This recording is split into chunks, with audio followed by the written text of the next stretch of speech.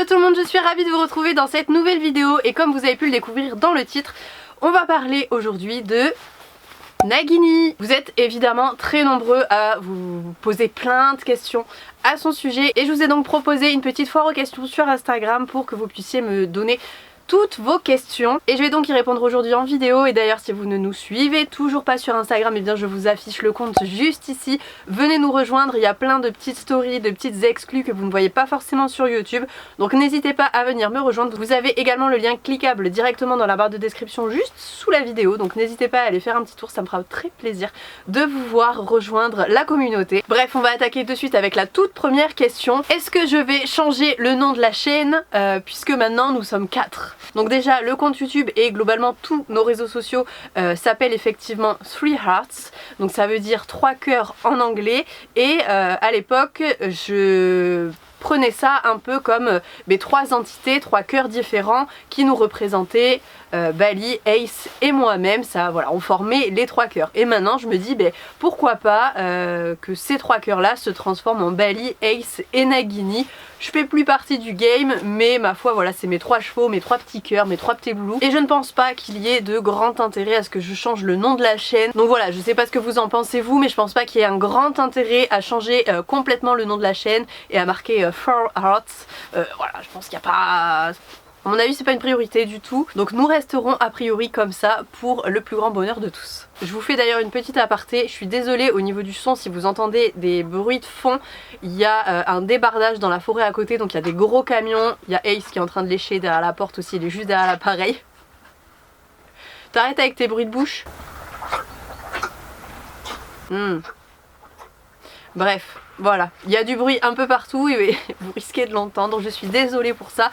J'espère que ça ne vous gênera pas trop dans le visionnage de cette vidéo. Ensuite vous m'avez demandé quel âge a-t-il. Alors il est arrivé exactement avec nous à 7 mois, il est né le 29 mai 2023. Donc voilà, je vous laisse faire le calcul en fonction de la date à laquelle vous allez regarder la vidéo, mais il est âgé que de quelques mois, il vient tout juste d'être sevré de sa maman. Et donc il y a vraiment plein de belles choses à écrire, ce n'est que le début de l'histoire encore une fois, c'est le plus jeune poulain que j'ai dans ma vie. Avant j'avais eu Ace, mais Ace avait 1 an et demi quand je l'ai eu en 2015. Donc voilà, là il a 1 an de moins que quand j'ai eu Ace quasiment. Donc c'est encore légèrement différent, même si le travail d'éducation restera exactement le même. Je pense pas que j'ai loupé Ace, et donc a priori Nagini je ne devrais pas le louper non plus puisque j'ai appris plein de choses également avec Ace. Donc on va se régaler, ça va être génial et je suis vraiment trop contente d'avoir pu le découvrir aussi dans les tout premiers mois. Vraiment je crois que la première visite je l'ai fait quand il avait 2 mois,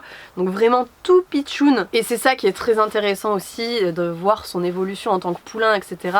Ace à 1 an et demi il était déjà bien construit, il lui manquait quelques centimètres et un peu de masse, un peu d'épaisseur, mais voilà, il était déjà grand, il avait déjà quasiment sa taille adulte, ce qui n'est pas le cas pour Nagini. Troisième question, vous m'avez demandé qui sont ses parents et de quelle race est-il aussi.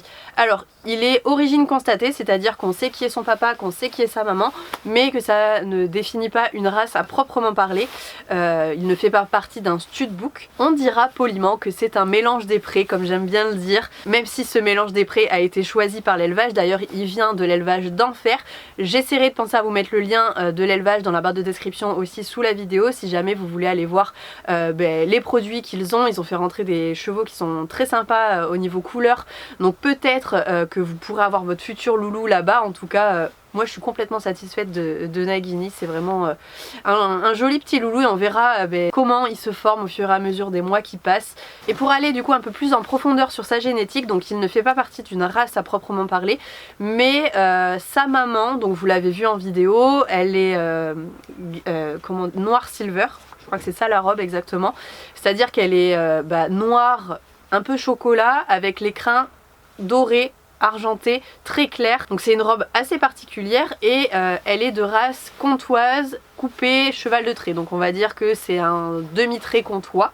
Elle est assez solide, elle est bien osseuse, pour autant elle n'est pas très grande, je crois qu'elle fait environ 1m55. D'ailleurs autre question que vous m'avez posée, c'est quelle taille fera-t-il à terme. Il est censé faire environ 1m55, mais quand on dit environ 1m55 ça peut être 1m45 comme 1m60, non, Ouais, 1m60, je vais pas m'emballer parce qu'1m65 ça fait grand à mon avis.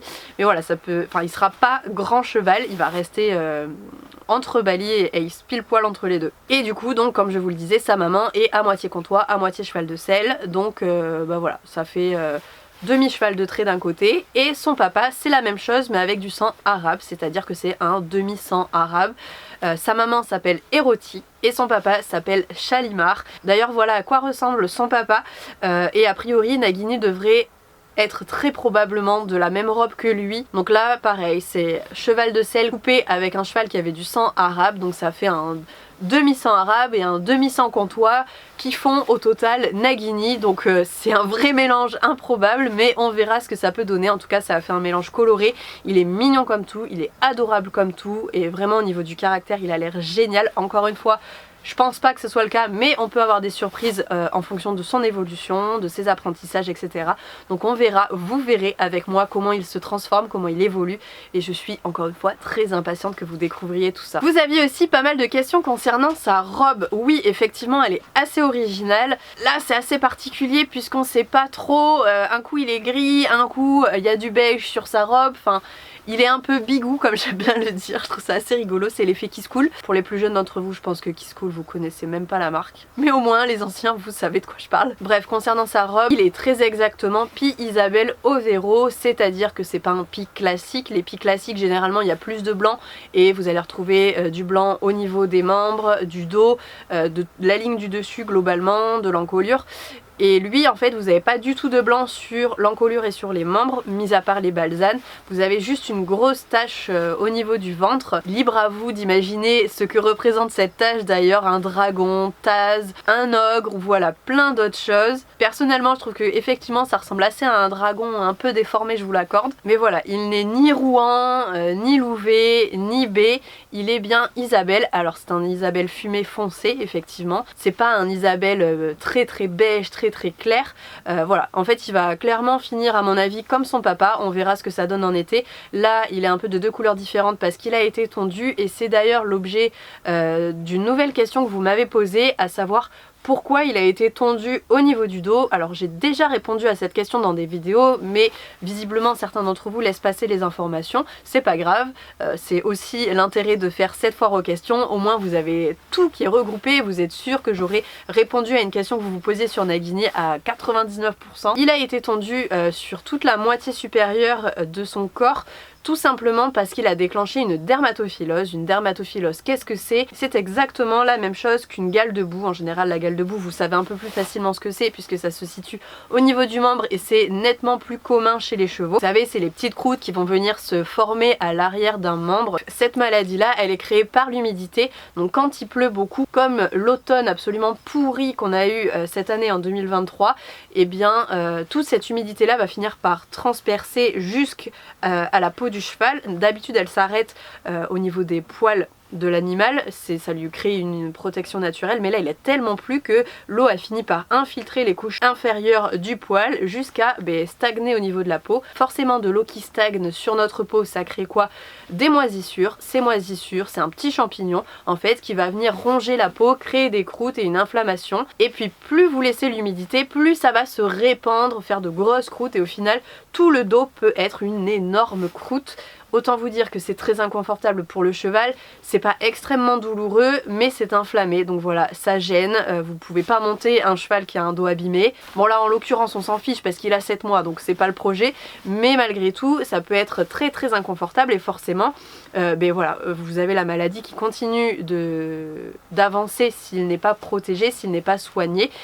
Et comment traiter un cheval? Eh bien il faut lui désinfecter complètement avec par exemple de la bétadine savon pour assainir toute cette zone là. Les produits comme ça ne se laisse pas sécher sur la peau, il faut absolument nettoyer et retirer tous les résidus qu'il peut y avoir. Et on vient de rincer par exemple la bétadine, mais si vous laissez l'humidité ça va faire la même chose puisqu'il y a de l'eau, donc dans tous les cas la maladie elle va kiffer, même si vous avez un peu désinfecté tout ça, elle va quand même continuer à se développer. Donc il faut sécher. Donc on sèche toute la zone et après on vient appliquer une crème grasse pour empêcher l'eau de pénétrer au niveau de la peau qui est abîmée. Ça fait une protection, et dans ce cas, à partir du moment où l'eau ne peut plus atteindre la zone irritée, la zone inflammée, et bien ça se soigne tout simplement. Le problème c'est que vous imaginez bien que si on a une couche épaisse comme ça de poils, ce qui est le cas chez le petit loulou parce qu'il a une protection, une armure contre l'humidité en théorie qui est infaillible, malgré tout l'eau a réussi à pénétrer et donc il a fallu le tondre pour que ce soit beaucoup plus facile de faire les soins. Vous imaginez bien le temps que ça peut prendre de sécher un cheval dont on vient de rincer la bétadine par exemple. Enfin, c'est un truc de zinzin, s'il a des poils encore, ça peut mettre 2 heures, même si vous y allez, enfin je sais pas, faudrait y aller au sèche-cheveux, j'en sais rien. Donc voilà, ils ont tendu complètement pour pouvoir faire des soins corrects. Maintenant ça va mieux, mais on est un peu entre deux, ça peut revenir et c'est pour ça d'ailleurs que je lui ai acheté une petite couverture pour le protéger et comme la maladie n'est pas partie, vous imaginez que ça arrivé une fois, ça peut se reproduire, donc tant que sa dermatophyllose n'est pas parfaitement soignée, j'ai préféré lui mettre une imperméable pour vraiment qu'il soit complètement à l'abri de l'humidité. C'est un jeune poulain, c'est un jeune cheval qui doit faire ses défenses lui-même et c'est pas le but de le surprotéger, de le surcouvrir. Je n'ai pas acheté la couverture pour le pouponner, voilà, pour qu'il soit bien à l'abri. Non, je m'en fiche, c'est un cheval, ils sont résistants normalement, mais là il lui manque du poil, il est sensible au niveau du dos, donc il a eu une couverture. Autre question, est-ce que je vais le garder entier? Alors, elles ne sont même pas encore physiquement descendues. Normalement, sur un jeune poulain, les cacahuètes, on va les appeler comme ça, elles sont rentrées à l'intérieur de l'abdomen. On peut les sentir, on peut les palper un peu et puis au fur et à mesure qu'ils grandissent, ça va descendre et on va se mettre à les voir. Pour l'instant, donc elles sont bien à l'intérieur, bien au chaud, donc on peut pas castrer, on peut rien faire, il faut attendre qu'elles descendent. De toute façon, il n'est pas en contact avec des juments, donc ça ne posera aucun problème et au niveau hormonal, il n'est pas du tout encore titillé par quoi que ce soit, donc je n'aurai pas de soucis. Mon idéal, ça a toujours été de les garder entiers. Ace, j'ai toujours voulu le garder entier, mais du jour au lendemain, il s'est mis à vraiment attaquer Bali, à lui faire des entailles, notamment une entaille au niveau de la gorge, où vraiment ça aurait pu être très grave. Ace a toujours été prévenu, tant qu'il est sage, il restait entier. À partir du moment où il a été trop insistant à essayer de grimper sur son pote à l'époque, Tyler, ou à me faire des entailles sous la gorge de Bali, là on a dit stop, c'est bon, tu vas les retirer. Tu deviendras un hongre, puisque du coup pour ceux qui ne le savent pas, un hongre c'est un cheval qui n'a plus de testicules et un entier c'est un cheval qui est encore entier, qui a encore tous ses attributs. Donc je pense que ça sera un peu le même cas pour Nagini, s'il est hyper cool, hyper relax, en contact des juments ou pas, je vais le laisser entier. Mais je pense que c'est très compliqué parce que si on veut faire des concours etc, imaginez garder un entier attaché un vent sans le surveiller, parce que quand on est en concours on fait des allers-retours, on vit notre vie et le cheval reste au vent seul normalement avec son filet à foin. Imaginez il y a une jument qui passe à côté, le propriétaire n'est pas censé savoir que mon cheval est entier et là ça peut partir en destruction du vent, en pétage de cordelette de la longe, entier en liberté dans tout le dans tout le concours et ça peut faire des vrais dégâts. Donc je n'ai pas envie de ça, donc vraiment c'est une décision, les garder entiers, qui est très très lourde, mais que j'ai envie de faire. Mais c'est très possible aussi que je ne le fasse pas. Vous voyez, ma décision n'est pas du tout prise et c'est à mon avis à 100% Nagini qui décidera, comme Ace l'a décidé, de les garder ou de ne pas les garder. Donc là vraiment la seule réponse que j'ai à vous apporter c'est: le temps nous le dira. La question suivante, c'était quand est-ce que tu vas commencer à le bosser? Alors pour moi, le travail commence à l'instant même où je pose un pied dans le pré. Le travail c'est vraiment absolument tout le temps. Donc je vais te dire, dès ces 7 mois. Dès ces 7 mois, il a commencé à être au travail. Après, j'imagine que ta question était plutôt tournée autour de quand est-ce que tu vas monter dessus, etc. Ça, je ne le sais pas. Encore une fois, c'est lui qui me dira quand il est prêt. Je ne suis pas pressée, mais ça sera très certainement aux alentours des 3-4 ans. Tranquille, voilà. Aucun objectif, aucune pression. On verra. Mais encore une fois, pour moi, le travail, c'est vraiment de l'éduquer au quotidien, de lui apprendre à ne pas me pousser, à ne pas me marcher sur les pieds, à ne pas rester dans ma bulle quand j'ai pas envie qu'il soit dans mon environnement, à voilà, ce qui se détache, ce qui vienne faire des papouilles quand j'en ai envie, à ce qu'il donne les pieds correctement, à ce qu'il accepte que je le touche partout. Ça déjà c'est un gros travail pour le poulain qui lui demande de vraiment réfléchir et de comprendre ce que je lui demande. Psychologiquement ça le fait vraiment bosser. Donc c'est des choses qu'on ne fait pas tous les jours, c'est des choses qu'on ne fait pas pendant 2 heures. Également je vais faire des petites balades en main avec lui, là aussi c'est considéré comme du travail pour lui puisque je le fatigue psychologiquement, il voit plein de choses, il se dit waouh, il y a du bruit, il y a de l'eau, il y a des machines, il y a des voitures, il y a plein d'informations et pour autant il faut qu'il reste avec moi, il faut qu'il reste à mon écoute, il faut qu'il réponde aux pressions du licol. Voilà, tout ça c'est du travail et c'est le cas avec Nagini, mais c'est le cas avec Bali, c'est le cas avec Ace. Chacun travaille dès que je suis dans leur environnement, mais forcément avec des chevaux de 10 et 20 ans il y a toujours beaucoup moins de surprises et en général ils savent où est leur place, où est-ce qu'ils doivent rester, qu'est-ce qu'ils ont le droit de faire ou pas, ce qui n'est pas le cas pour un petit jeune de quelques mois. Question suivante, est-ce que tu as choisi son nom ou est-ce qu'il l'avait déjà? Alors j'ai eu la grande chance, vraiment c'est un goal de vie je pense, de la vie de cavalier, c'est que j'ai pu choisir son prénom, donc Nagini c'est moi qui l'ai choisi, ça s'écrit très exactement comme ça sur ses papiers, donc il y a une petite apostrophe au milieu de son nom, ça c'est le signe distinctif de l'élevage, dans tous les noms généralement des poulains qu'elle fait naître, elle va mettre une petite apostrophe comme ça au milieu du nom, donc ça ne change absolument rien à la prononciation, c'est toujours Nagini, mais voilà, pour les plus curieux, ça s'écrit Nagini d'enfer, du coup avec une apostrophe dans le prénom et une apostrophe dans l'affixe de l'élevage. Évidemment pour ceux qui n'ont pas la référence, il s'agit du nom du serpent du méchant dans Harry Potter. J'ai toujours eu une énorme passion pour les méchants dans Disney, etc. Je suis toujours fascinée par les méchants et je suis super contente qu'ils aient notamment produit des films sur Maléfique, sur le Joker, etc. Il y a plein de films qui sortent là-dessus et je suis trop fan de ces films. Je suis jamais trop pour le super gentil, le héros qui est tout lisse, tout propre, où il se passe rien. Non, moi j'ai toujours kiffé Scar, j'ai toujours kiffé les hyènes. Les hyènes dans le Roi Lion c'est vraiment mes personnages préférés. Après je suis très fan de Bambi aussi, donc bon, il y a un petit contraste, je vous l'accorde. Mais voilà, globalement j'ai toujours été fan des méchants. Et c'est pareil pour le serpent aussi, il a une réputation d'un animal méchant, d'un animal mauvais, d'un animal qu'il faut tuer, etc. qu'il faut exterminer, alors que pas du tout. Et du coup j'aime bien donner ce nom là, rapporter le nom d'un serpent à une petite chose trop mignonne, voilà, un petit poulain, un cheval. Pourquoi voilà, un serpent ne pourrait pas être glorifié, ne pourrait pas être mis en valeur. Et au final donc Nagini à la base, si on va dans l'histoire complètement d'Harry Potter et des animaux fantastiques, Nagini est une femme, mais je trouve que Nagini correspond totalement à un garçon. Quand on ne connaît pas, quand on n'est pas imprégné par l'histoire d'Harry Potter, bah Nagini ça fait aussi bien féminin que masculin. Donc voilà pourquoi j'ai choisi ce prénom Nagini. Et en plus Nagini d'enfer, objectivement ça envoie du pâté quand même. Et enfin on va terminer avec cette toute dernière question qui est qu'est-ce qu'il fera plus tard? Eh bien je n'en sais rien. Voilà, fin de vidéo.